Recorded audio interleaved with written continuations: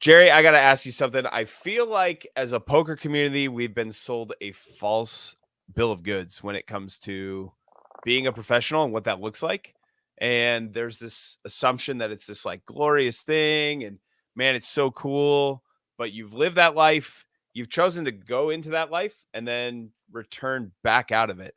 And so I want to throw to you. What do you think, man? Tell me about what it's like to actually live the professional poker player lifestyle.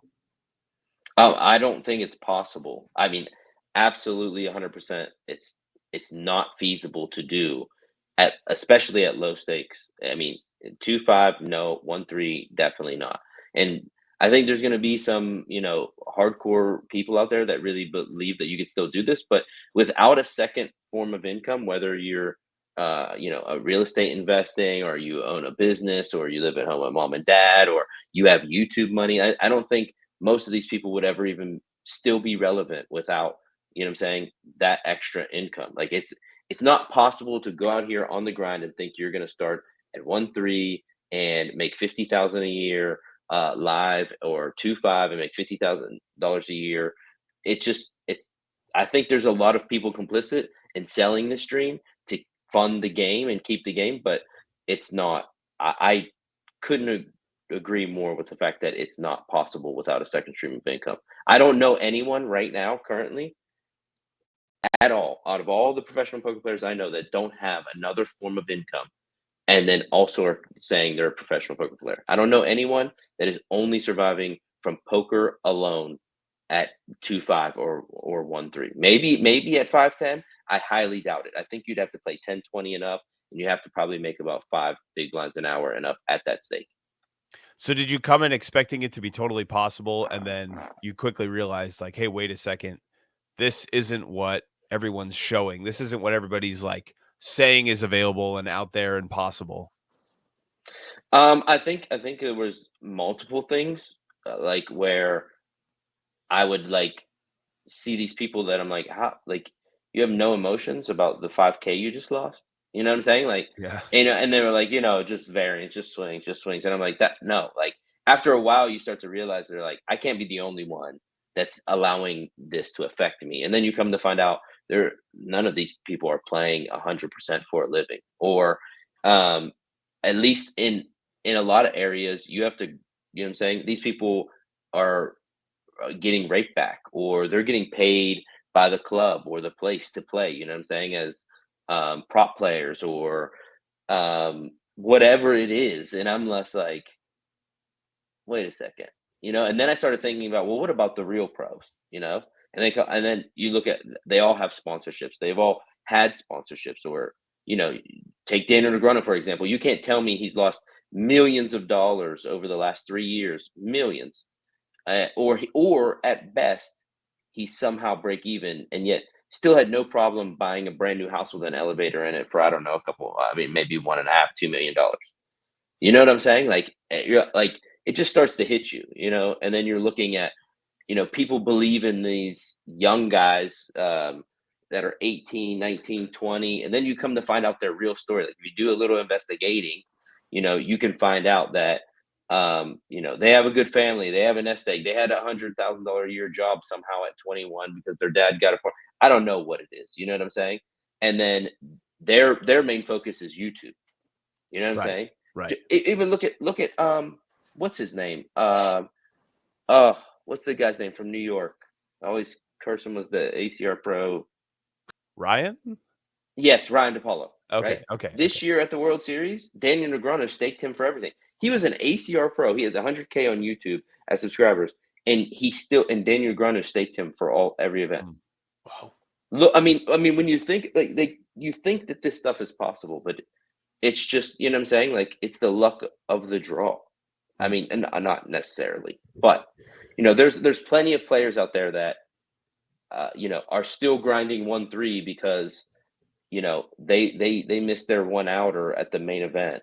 I mean, Well, like, so I have a friend who plays professionally. I won't give too many details as to who he is, but I know that we've had a lot of conversation, and he's like, dude, this professional poker thing, it sucks. Like, I'm ready to start a business. I'm ready to get out of this world because it's a grind.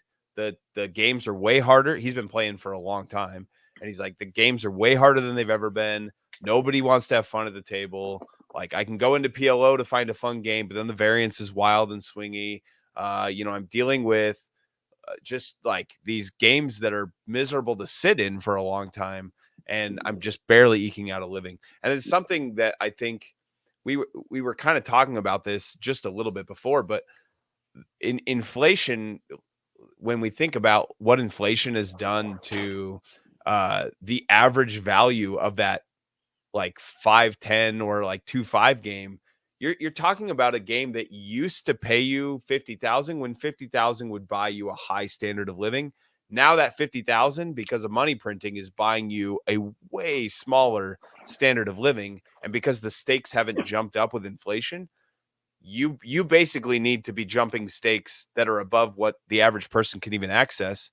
And then if you're going to access the high games, now you're getting into a cost of living issue where now I'm in a big city that's expensive and all of my like costs every month have just gone up.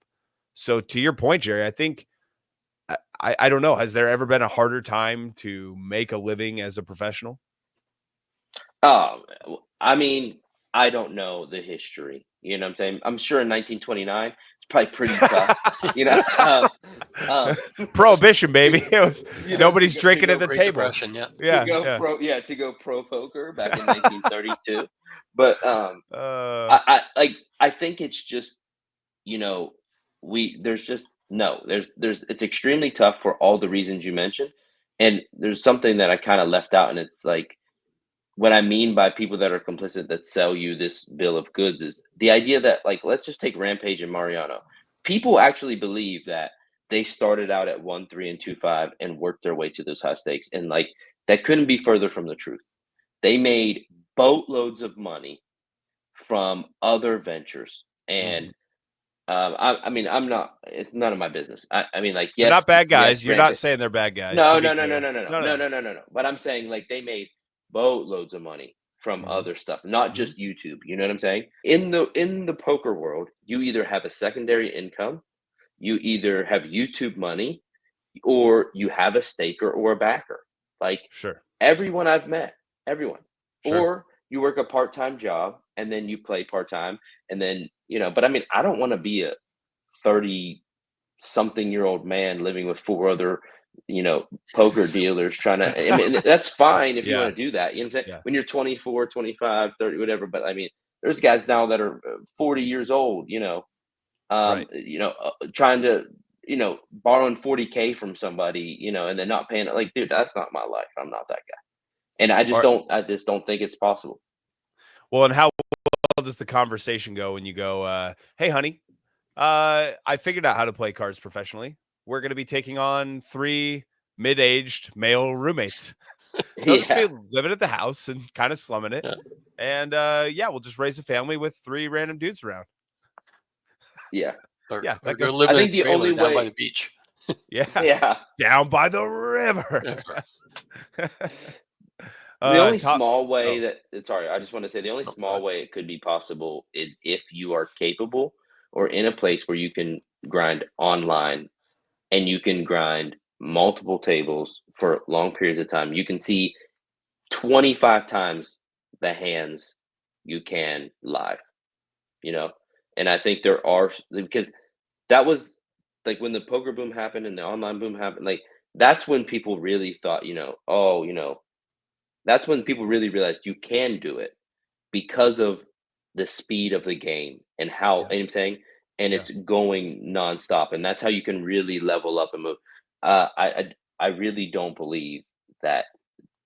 I would like somebody please reach out to me if you are a 2-5 no limit hold'em player in 2024 and you don't have any other income whatsoever and you don't live at home with your parents. Those two, I'm saying, reach out to me. I'll pay you to coach if you even saying if you're making that much money. I'm saying live. I mean, it's just not possible. Not just living at home with your parents, but you're not like slumming it. You don't have like 5 roommates and you're like living in a dumpster of a house. Like, yeah, you might be able to get by that way, but if are you actually like do you actually have a comfortable standard of living? Because I know guys that used to have a comfortable standard of living just playing cards that now are going I don't know if this is still worth doing. Yes, I can do it, but I don't know that it's worth doing. Also, I just want to, let me ask you this. I want to hear from you. Like, you experience what it's like too. I think in a lot of our minds, we have this like, I'm playing cards, man. It's just like glorious, stress-free, easy living. Everything's wonderful. But like, what's the reality? What does that feel like to try to pay your bills that way? The reality is that it's the most stressful thing you could ever do. Now, like when I was working and playing recreationally, I mean, I've played for a long time. Mm-hmm. I mean, I was crushing games, but it didn't matter if I lost $1,000. I didn't care. Sure. I still have people message me that have asked me questions, and I'm like, don't do it. You know what I'm saying? Like, Yeah. don't believe. I saw a Instagram reel, TikTok, whatever I saw the other day. This guy, life as a professional poker player, right? Got a cool apartment, whatever. Goes and plays high stakes. Plus, he won $17,000. What people didn't pay attention to is when he was walking out to his car. If I was playing super high stakes 50, 100 or 25, 50, I wouldn't be driving a 2011 Hyundai Tucson, my guy. Like that guy just bought in for more than, you know what I'm saying, what you could pay for a BMW. He has to have a staker or something, you know what I'm saying, a Sure. backer or whatever it is. Like you have to pay attention to the fine print. You know what I'm saying? Like you're saying you just won $17,000.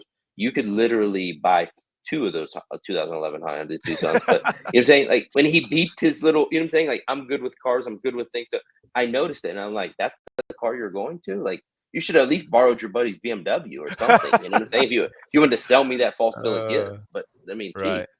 So it's not what people think it is. And it's the most stressful thing. I would say if you don't have a second source of income, don't do it. Like if you don't have some passive income or you don't want to keep your job, I think most of these guys that you see that were maybe victorious were back in the day, they hit one big tournament for 250, $500,000, and now all of a sudden they're professional poker players.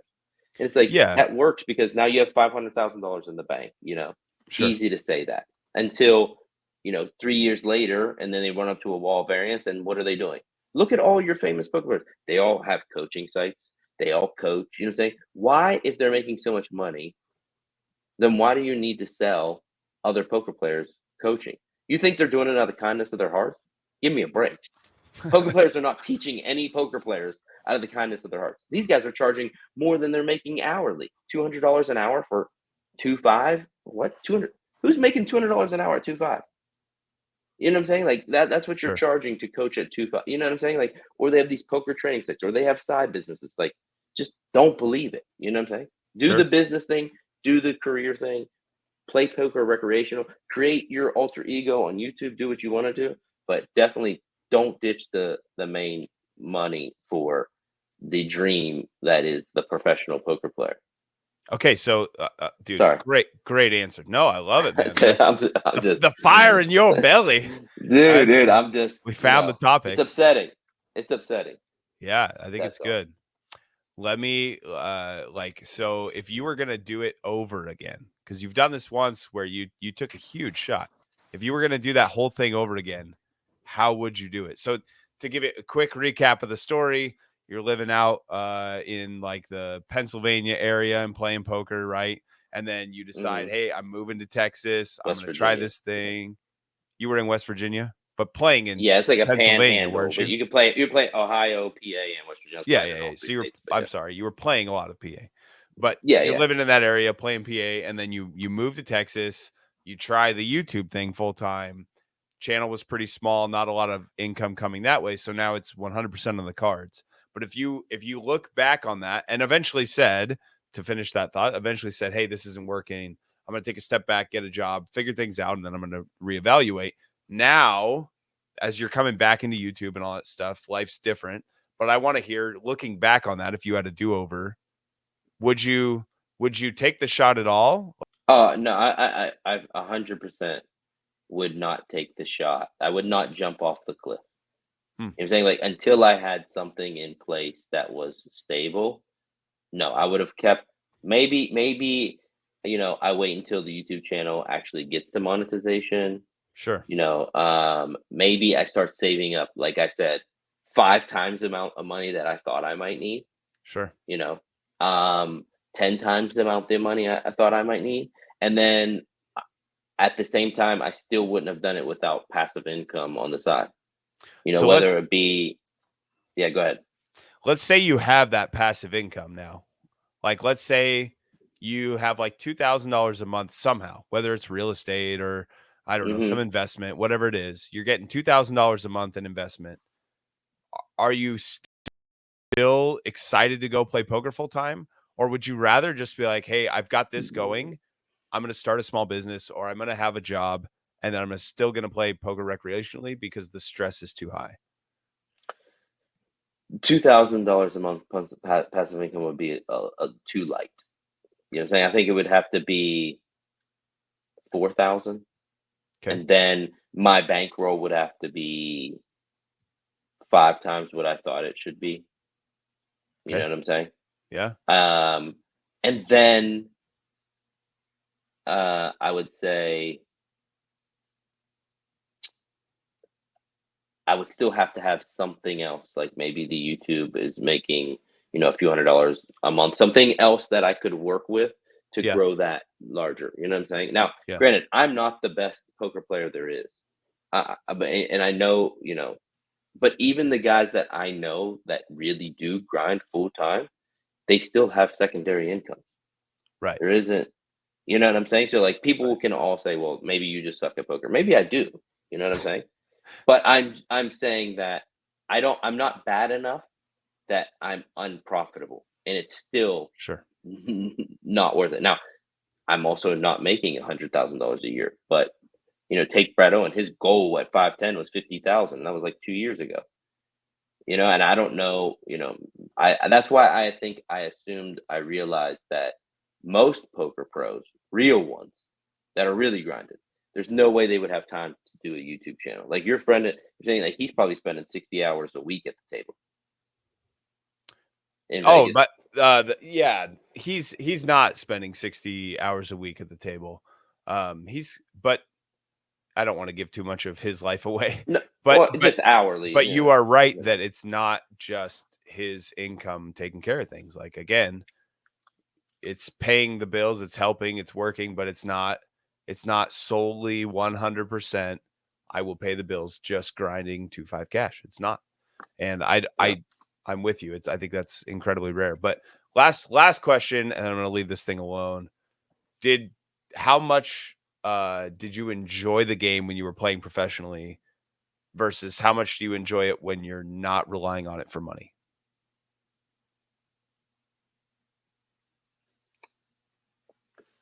How much it's hard to quantify, but I think that I'll say this: when you're not playing for a living, we'll call it that, the wins are sweeter and the lows aren't as low. Hmm. So when you're playing for a living, the win is not as doesn't feel as good because that win is just a win. You know what I'm saying? Like Mm. maybe it buys you. I'm saying maybe that win you have to continuously replicate that. Right, because you need that. That win is just like something you have to have. It's not Yeah, like that's just what awesome. you do. You know what I'm saying? Yeah, like Right. don't get it. What are you getting excited about? You know what I'm Right. saying? There is, Yeah, you know what I'm saying? getting It excited takes about getting your away. paycheck every 2 weeks, right? It's like, Exactly. woohoo! Yeah. Yeah. I got Yeah. paid. Yeah. Whoa. Yes. Yeah. Yeah. Taxes. I got to pay taxes. Like, Yeah. like could you imagine someone acting that way as their boss hands them their paycheck? Right. Yes, thank you so much. This was awesome. Yeah. Right. Like you Right. would be like, that guy's out there, you know? Huh. So yeah, the wins just aren't as special, they aren't as sweet, they aren't as fun, and the lows are way lower. You have a very you know what I'm saying? You start really and I think that's where maybe a lot of my medical issues started with. I think was just the stress. Sure. You know what I'm saying? Yeah. Like, it's it's the hard part about it is that when you have, let's just say you have a stressful job, which I did for a decade, one of the top 10 most dangerous jobs in the United States for a decade, I did. So, when you have that stress, well, then I can just call off sick or I need to take a vacation. Like, if you're playing for a living and the stress is like, oh my gosh, like I'm having a really bad downswing, you know what I'm saying? Like, I need to get this back. I can't just go, you know what? let me just take 2 weeks off. Because then that ensures there's no money. Yeah. You know what I'm saying? That Yeah. you know, and then when you go, and even if you have it worked out to where that's fine, you can take a week off, no big deal. When you go back, if that first session isn't a win, you're like, oh my God. You know what I'm saying? Like, I took a week off from a 2 week downswing. Am I just going to come back to another 2 or 3 week downswing? You know, I think this. So, anyways, I hope that answers the question. No, it's good, man. I think the reason I wanted to ask you all this stuff is so often as poker players, we think about like, what would it be like to be able to do this full time? And early in my poker career, I would have said like, I would absolutely do it. I would love to do it, but I didn't think I was good enough. And then as I got to the point where I'm like, okay, my earnings, I could probably pay my bills. I realized I could do it, but I would lower my family's standard of living so much that it would be a burden on them and not fair to them. And now, as I'm looking at it, I'm in exactly the position you're talking about, where I'm going, how do I leverage the rest of my life to create cash flow? And maybe someday, if I get enough of it coming in, yeah, then I can play poker full time. But it won't be because I'm the best poker player in the world. It's because these things have gone well, and now I no longer need to rely on it full time. So, dude, I appreciate your thoughts. I think it's good, and that insight is just so valuable to people. So, thanks for coming on, and thanks for sharing with everybody. And if you're out there and you want to ask Gerry more questions, check out his channel, Good Hands Poker. Thanks again, Gerry, for being here. Appreciate you, man. Just one hand. Just one hand. Just one hand. Good hand. Yeah, good hand, not good hands. Just one hand. It's what you say when you when you secretly can't stand the player that just sucked out on you. Exactly. Yeah. Good hand. Good hand.